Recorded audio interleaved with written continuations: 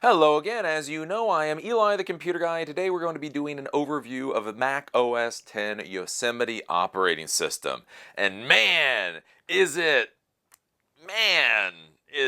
Yosemite just... I'm not really sure what to say about Yosemite. It's curious, I guess you could say. Being an Apple fanboy, being a Mac fanboy, I can say, wow, look, the background picture has definitely changed. So this is the new operating system that's come out from the guys over at Apple. It's been in beta testing for a few months now, and it's been released. And overall, I do have to say it is a good operating system. I've been playing around with it for a number of days now. I've had nothing break, nothing is locked up, nothing is frozen up. I haven't had any major problems with.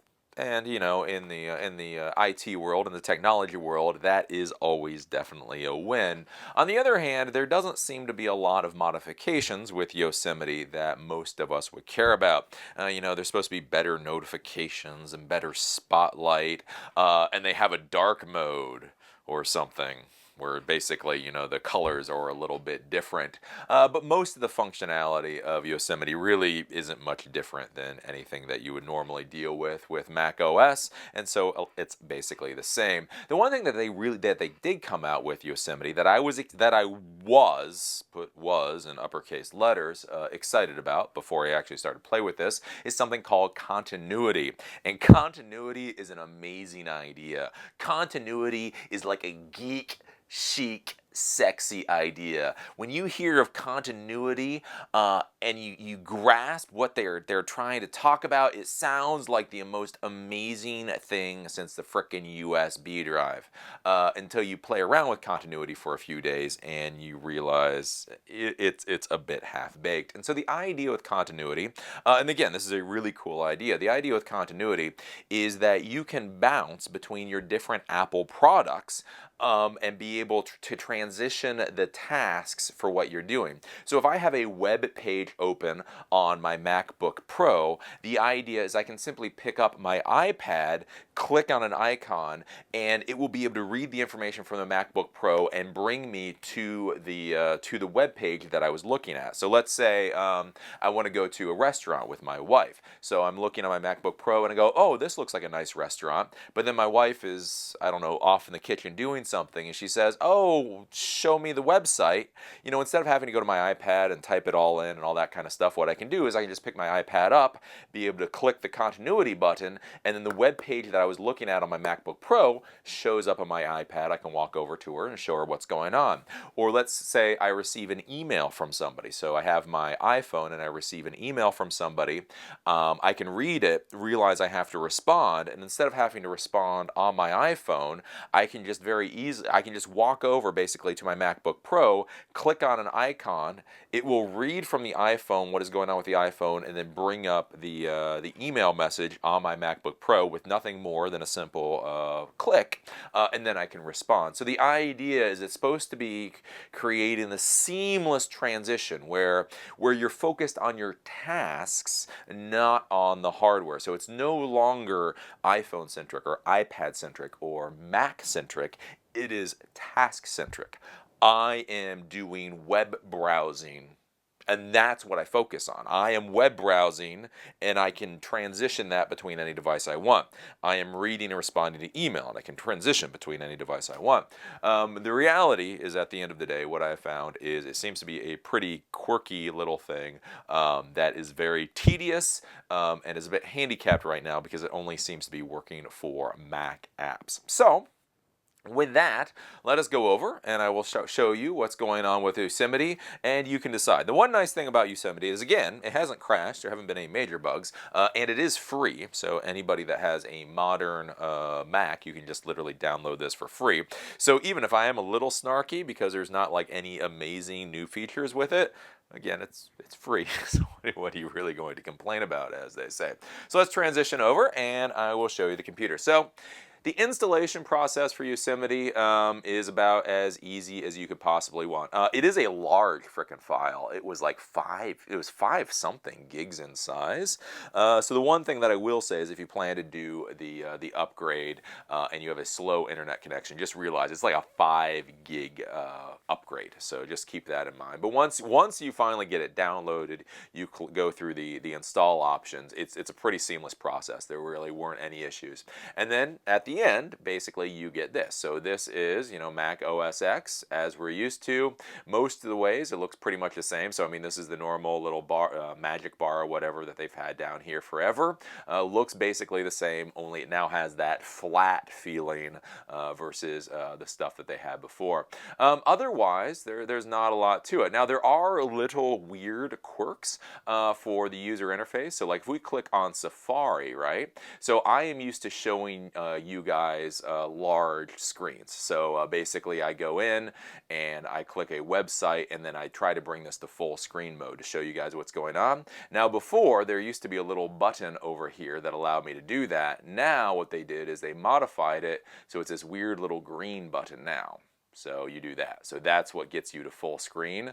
I don't know if there's any non-YouTube content creators out there that care about that, but that is like one of the little weird user interface things that's changed. Notifications. I will say the notifications now look prettier than they did before, but basically, I mean, as far as I'm concerned, this basically seems a lot like the old notifications we were already using. There's been a lot of emphasis put on Spotlight. So Spotlight is the search functionality that's built into Mac. And again, this is another one where it's just, I mean, it contacts the internet, so you can see things like your local Taco Bell if you plug that in. It searches through different messages and anything else you have on your computer. But it's not, again, it's better. I will say it's better, and it works fine, but, it's not anything really, like, shockingly big. So, that's what's going on there. We can go down, we can take a look at settings, and we can see basically all the settings are pretty much the same. Now, one of the things is iCloud is much more integral now with Yosemite and with all your devices. So the idea is it'll use iCloud to sync with all of your different devices. So when you install Yosemite, if you connect iCloud to Yosemite when you install it, it will actually upgrade your account. Now the issue is then you need to upgrade all of your other Mac computers in order to use that new iCloud. So your iPhone and your iPad and all that have to be upgraded to iOS 8. So that is one of those little things to keep in mind. But I mean, again, basically we're looking at the same interface we've always looked at. If we go up to General, we have all the stuff here. They now have this use dark menu bar. Woo! Like this was actually a feature. When I watched their little spiel, a few months ago, people in fact clapped over this. Use dark menu bar. Ooh. But that's there. And then the one thing that you just want to realize is this whole, for the whole continuity feature, the operation or the service that is used is this thing called Handoff. So if you want Handoff to be functional on your Mac between all of your Apple devices, you do have to have this checkbox checked off on. But otherwise, that's about it. So there we go. I mean, like really, honestly, this is what you get when you're dealing with Yosemite. And again, I mean, for the most part, it's pretty cool and it's pretty nice, but it's not a huge thing. So now let me try to go over and actually see if I can get continuity to work, because again, like I say, continuity can be a little bit quirky. There we go. Okay, so what I did here is I have my little demo table, and what I did is I have my Mac my iPad mini on the demo table, and I opened up the Taco Bell website, right? So then if we go back over to my Yosemite computer, these two are connected. So you see this little link over here, the Safari link, and it shows the little iPad icon. So what I can do is I can click on that, and then it will open up the website that I have open on my iPad. So that is how that works. So again, you could have any website open, and the idea is you transition back and forth. Now the weird thing with this though is there's like this weird timeout feature, which I wasn't expecting, right? So my thought with continuity was that it was gonna be I could just change between devices at will. So if I had a web page up on my MacBook Pro and I wanted to pull it up on my iPad, it would be very easy to do. But there's this weird like timeout or sleep feature. So if I haven't been using my Mac, if I haven't actually been interacting with my Mac for 5 minutes, I'm not able to pull up that web page on my iPad mini because it's gone into like kind of sleep mode. So you have to be active on your Apple device in order to pull up the continuity on another Apple device, or it doesn't work. So that is, again, like I say, it's one of those weird, quirky things that I definitely wasn't expecting. But so so what we can do is we can go here and we go to Taco Bell, so on and so forth. Now the thing is, let's say I want to open up Mail, and then I'm looking at this email from Charles Blankenship talking about Windows 8.1, right? So the thought is okay, now I want to go over to my iPad and be able to pull that up. So let's say I'm reading this and then, I'm a guy, so let's say I want to go to the toilet. So I want to read this while I'm on the toilet. So what I can do is I can double click the home button and then I scroll, oh, God damn it. Then I scroll over, come on. I'm not, oh there. I'm not joking about this. This is quirky as hell. Then I scroll over, and then I'm able to open up the email message that I was just looking at. So, as you can see, it's the normal Mail client on the iPad, and you can also see this is dirt slow. Like I was expecting, like this would be it would be the equivalent of being able to pick up a piece of paper or whatever, and it's just this slow thing. So I know you guys think I'm an Apple fanboy, but this really, really, really is a pain in the butt. So, yeah. Okay, yeah, that's not really. I don't know what is going on here, but that is the idea with continuity. Is the idea is you're supposed to be able to hand off between all of these different apps. Now, in order to make continuity work, there are just some things that you need to keep in mind. So both devices have to be logged into your iCloud account, so that iCloud thing comes up again. They both have to be connected to the same wireless network, so they do have to be connected to the wireless network. And then, interestingly enough, a Bluetooth has to be on. So I guess they do the Bluetooth connection. Now what I found in order to make continuity work is I actually had to pair the iPad with the Mac with Yosemite on it. Curiously enough, they don't say that in the instructions. All they say in the instructions is that you turn on Bluetooth on both devices, have them on the same wireless network, have them signed into iCloud, and it should work. From what I have found, you actually, in fact, have to pair them to get it to work, but that may have just been a random troubleshooting thing that somewhere along the way made it work. I cannot tell you enough how quirky continuity is. I am saddened about continuity. Continuity is like, I'm kind of sad. I was so excited. Like, continuity was like the killer app. Like, I had heard about continuity. I was like, yes, that is awesome.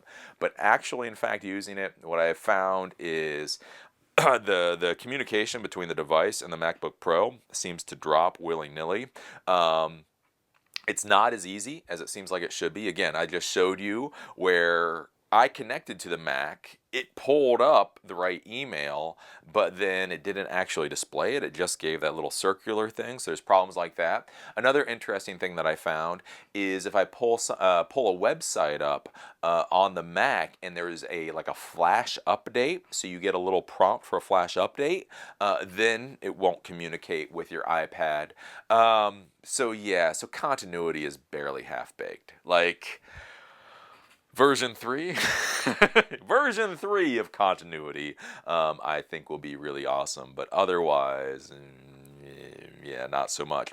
Again, with continuity, there are some other features that they say should work. I don't know whether or not it'll work. The idea that you'll be able to connect to your iPhone as a hotspot from your MacBook Pro, a lot easier.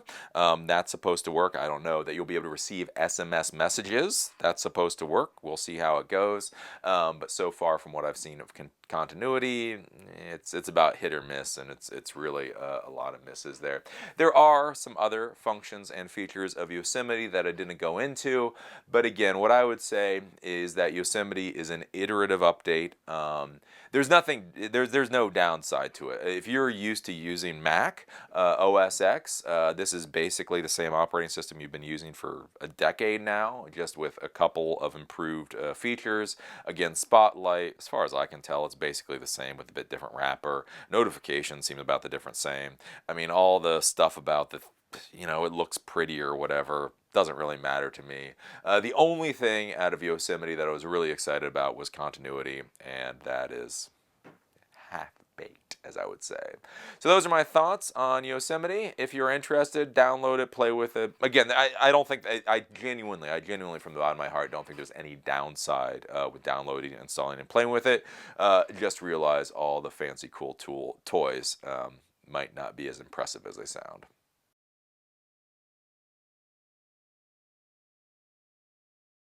Is managing users and computers on Active Directory too cumbersome? Download SolarWinds' terrific trio of free Active Directory admin tools today and start saving time on those Active Directory management tasks. These free tools help you manage and remove computers and users from Active Directory and allow you to add users in bulk. The free tools include Inactive User Account Removal Tool, enables you to scan Active Directory and optionally remove users who have not logged in for a certain amount of time. Inactive Computer Account Removal Tool enables you to scan Active Directory and optionally remove computers that are over a certain number of days old. And User Import Tool saves time by giving you the ability to create users in bulk using a CSV file.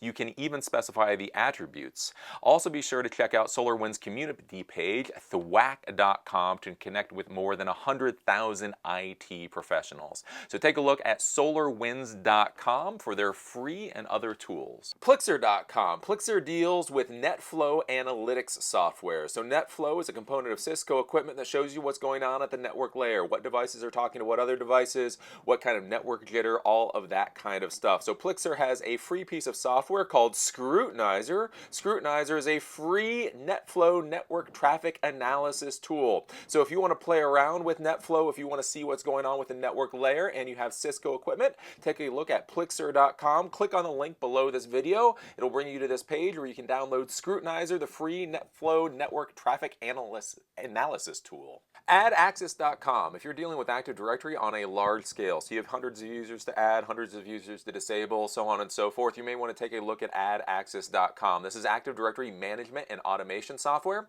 So this tries to automate and simplify the Active Directory workflow. So if you are in a large scale Active Directory infrastructure, take a look at Adaxes.com.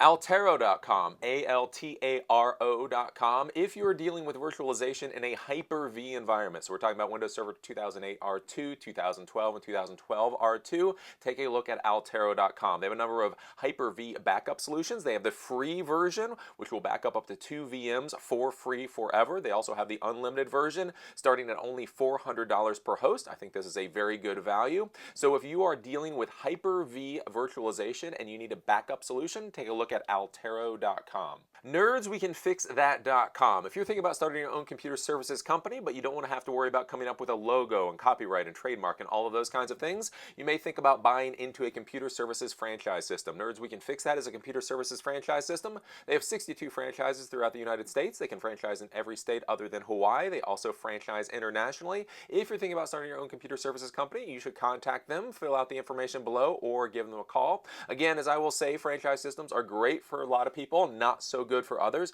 Always make sure to do your due diligence, but if you're thinking about starting a computer services company anyway, you might as well contact Nerds We Can Fix That to see what they have to say. Veeam.com, Veeam.com. If you just virtualized 100 servers and now you're trying to figure out how to back them up, they have solutions for ESXi, they have solutions for Hyper-V, and as you guys like, they have free stuff. So if you are dealing with a virtualized environment and you're trying to figure out a backup solution, take a look at Veeam.com.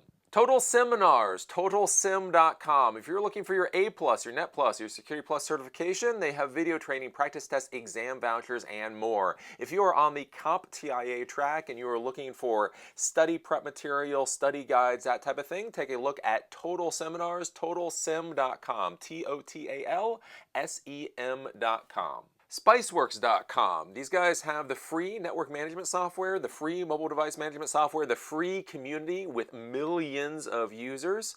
So if you're an IT professional and you need support, Spiceworks is a great place to go. All of their stuff is basically free and just an absolutely great thing. Again, if you have any questions that I don't answer in the show that are technical in nature, we're talking about Active Directory synchronization between sites in remote areas. If you click on the link below this video, that will take you to the Spiceworks community. They have millions of users there that will be able to help you out. So take a look at spiceworks.com. SchooleyMitchell.com. If you're trying to find better internet or telephone service, or if you're trying to find less expensive internet or telephone service, give Schooley Mitchell a call. Basically what these guys are telecom consultants. You call them, you say what you need for yourself or your client, and they figure out the best option. They'll examine your existing services and review your bills to make sure there are no errors. Then they'll keep an eye on your services moving forward so that everything remains optimized. Because Schooley Mitchell is objective and independent, they have no ties to vendors.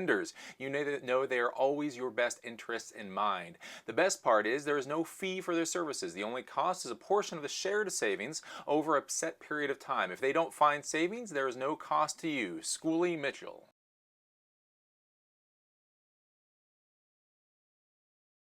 Okay, so this question comes from Artem M.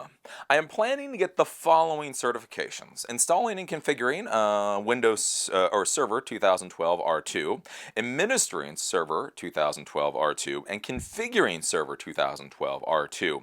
If you were considering to hire me, would I be a strong contestant with those certifications? Consider the fact that I do not have a college degree. I don't really have to think about that hard. As soon as I read this, I knew exactly what I was going to say. And the answer is, sadly, no. Strong contestant? No, you're not a strong contestant. You got a couple of pieces of paper. You got a couple of Microsoft pieces of paper.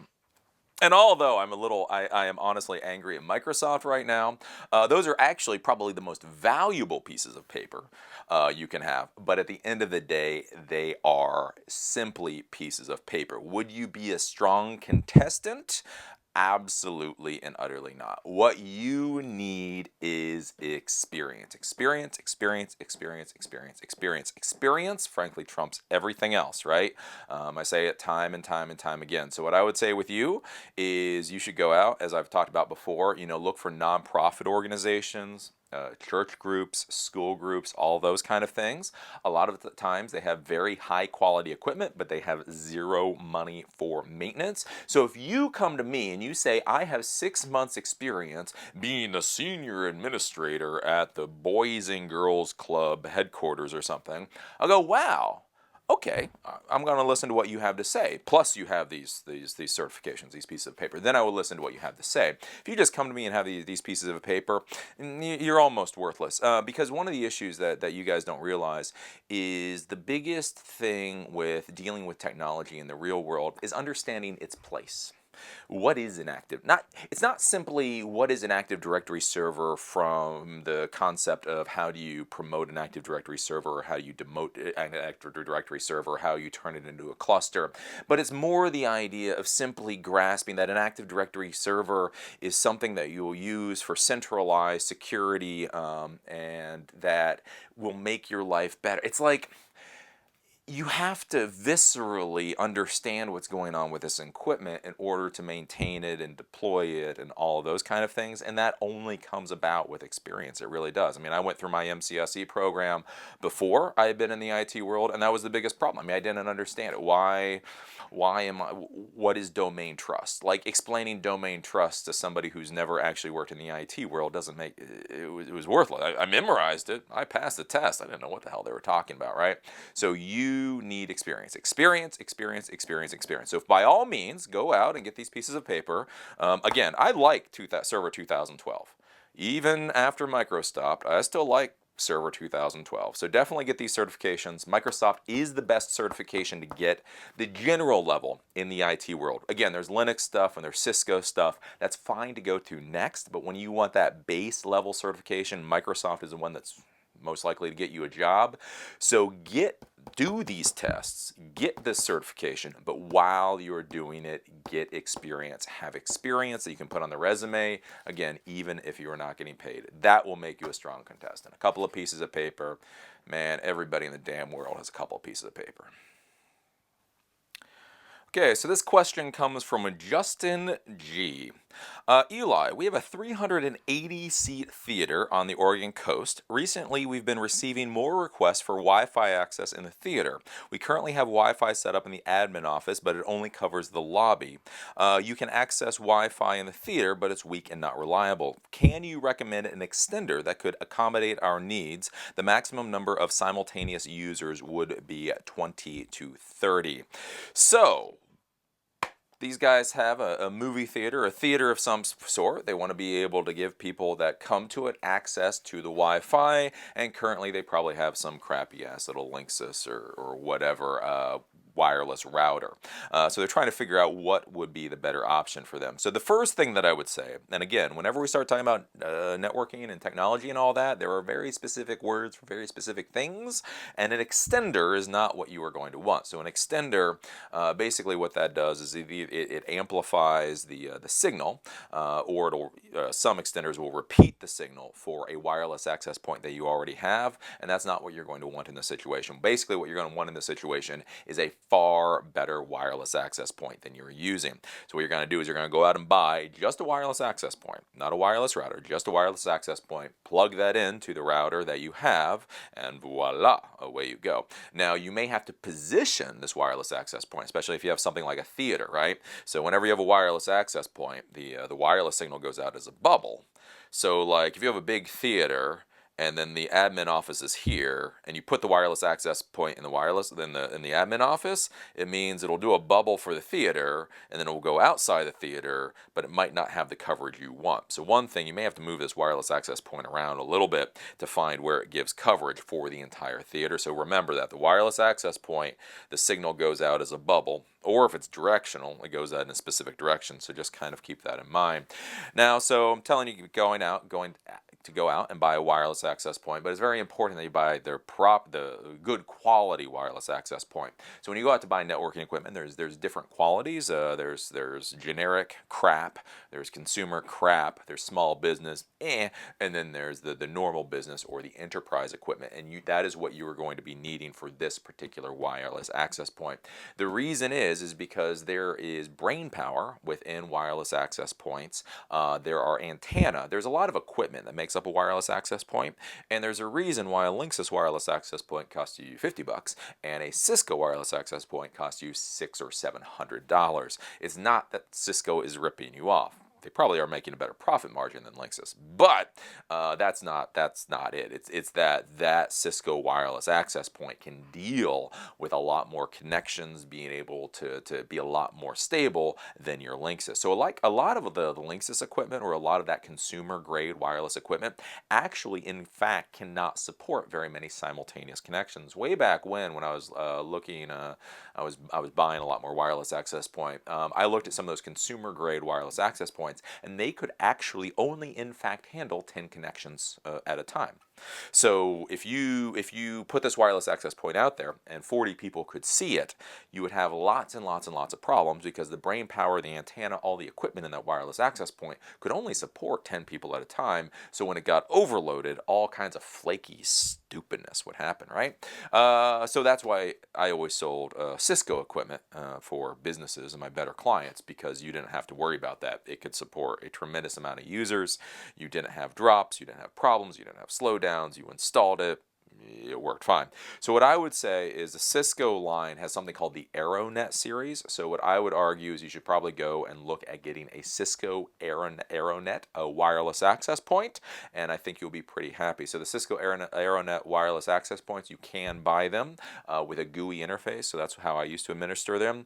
It's kind of like a Linksys interface, just a little more complicated, but it has an IP address. You access the IP address, you plug in Cisco, you go in, you do some configurations, you set it up, and you'll be very happy. Now, one of the things that I do like about Cisco is that they will help you buy their equipment. So if you call them or you email them and say, hey, I am dealing with this kind of environment. They will tell you what you need. So that is something that you may want to think about. If you go over to Cisco.com, there is basically you can go to products and services and look for their contact form. And if you click that contact form, it will give you the information to try to contact them, talk to them, tell them about your environment, and they'll tell you what you need. The big thing that I will say is this is one of those times, don't go cheap.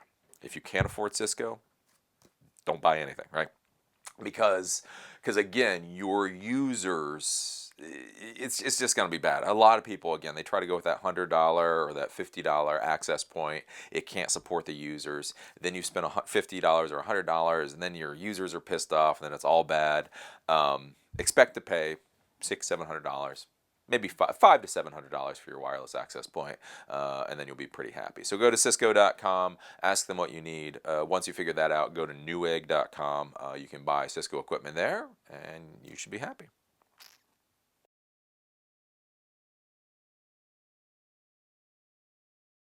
So for the final thoughts today, I want to talk to you guys about getting mad, getting angry, getting pissed off, and the fact that that is frickin' okay, right? So if you guys are watching this in the normal timeline of events, you will know that last week I got micro-stopped. So basically, Microsoft sent this malformed bot out into the YouTube-verse to take down things that violated its copyright, and then it just started taking down all kinds of random ass stuff, and one of my videos was one of those things, and it caused me all kinds of problems. It really was truly a scary situation with lots of massive repercussions, all because, surprise, Microsoft can't program worth a damn. Again, it would have been funny and ironic if it wasn't for the fact that it jeopardized my entire business. Quick.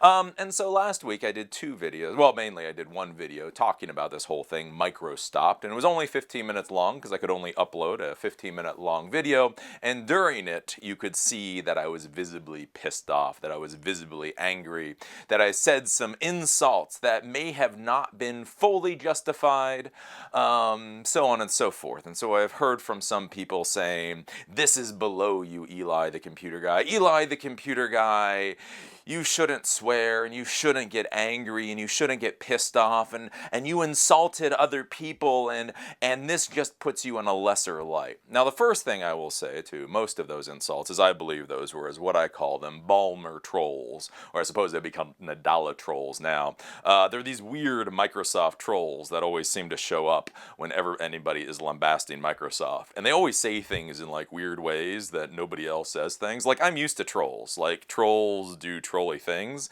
and then there's like these weird corporate, they seem very corporate trolls. I call them bomber trolls. To me it seems as if they are Microsoft shills, but hey, who knows, maybe they're not. But basically I get all this stuff about, you know, you shouldn't get angry at Microsoft, and you shouldn't swear, and you shouldn't insult, and I think that is a very sad thing. And the thing that I think is very sad is that many of you newer folks may actually believe any of that horse crap, and you may go with it. You may think, yeah, in the real business world I shouldn't swear, and I shouldn't get angry, and I shouldn't get visibly pissed off, and you shouldn't be able to look into my eyes and realize that I really want to rip your throat out right now, and the only reason I don't do that is because I really don't want to get ass raped in prison for the next 20 years, because that is how the real world works. Do you want to know why then the 99% are getting shafted and the 1% aren't? Is because the 99% believe in all these prissy ass, nice, cute little rules, right? Be polite, be nice, sit in your place, do what you're told, and the world will give you gifts. Which is a bunch of horse crap, right? Because the fact of the matter is, there are a lot of people out there that will try to abuse you. It is just how it goes. You know, that's one of the things that I see a lot, where people give advice to young kids, and they say, well, don't worry, you know, there are bullies in elementary school and middle school and high school, but then once you're an adult, you don't have to deal with them anymore. And the reality is that is a load of horse crap. Bullies will be with you from the time you are 3 years old to the time you are 103 years old, right? So people get a little politer, people get a little nicer as time goes on, but bullies, the bullying mentality, the trying to push you around, always exist. So one of the things that you really have to try to figure out when you're in the business environment is when you are overreacting, right? Sometimes people do things to you, and they really don't mean to, and it's really not that harmful to you, and so you get angry and you're overreacting. There are times you're overreacting, and you have to be careful you don't overreact. But then there are other times when people are doing real damage to you, where you have to get pissed off. You have to get into their face. You have to say, if you continue doing the horse crap that you're doing right now, I am going to do you severe damage. You cannot imagine the damage that I'm going to do to you because you are so stupid that you ever thought of laying the equivalent hand on me, right? And so this is one of those things that I want you to think about when you go out in the business world, because especially you guys as geeks, one of the things you have to realize is C-level executives, a lot of the business people that you're going to run into, right? These are the varsity jocks that you were dealing with in high school. So you know the captain of the football team, the captain of the lacrosse team we have here, you know the whatever the she is of the cheerleading team. All these people that many of us as geeks didn't get along with in high school, well, guess what? They are on the track for business positions. They are the ones that become C-level executives. They become CMOs and CFOs and all of that kind of stuff.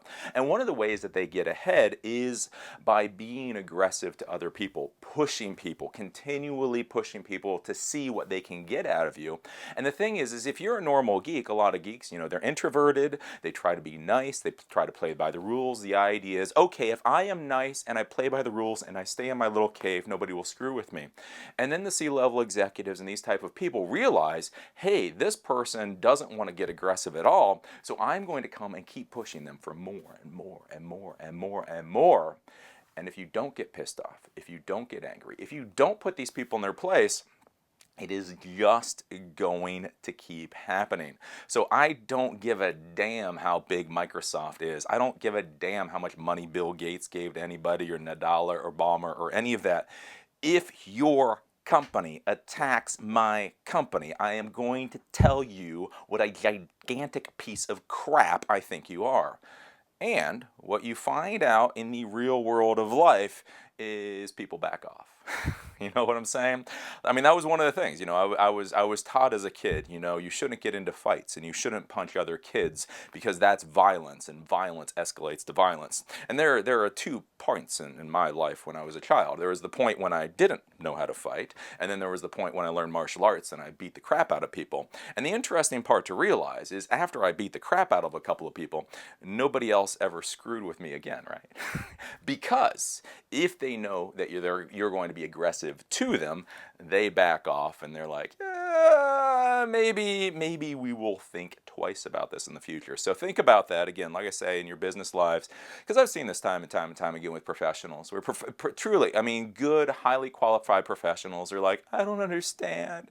They keep giving me more work and they keep screwing around with my pay and they don't give me the holidays I'm supposed to have, and I get promised one thing but then they do another. I don't understand what's going on. And you're like, well, have you ever screamed at them? Oh no, I would never no, Eli, I can't be like that. I'm not going to scream. I'm like, okay, well, you're just going to get abused for the rest of your life. Just how it is. So I will tell you from the bottom of my heart, get angry, get mad every once in a while, get pissed off, look people in the eye so that they know exactly what you would do if it wouldn't involve prison time for you. And I swear to you at the end of the day, it actually will make your life better.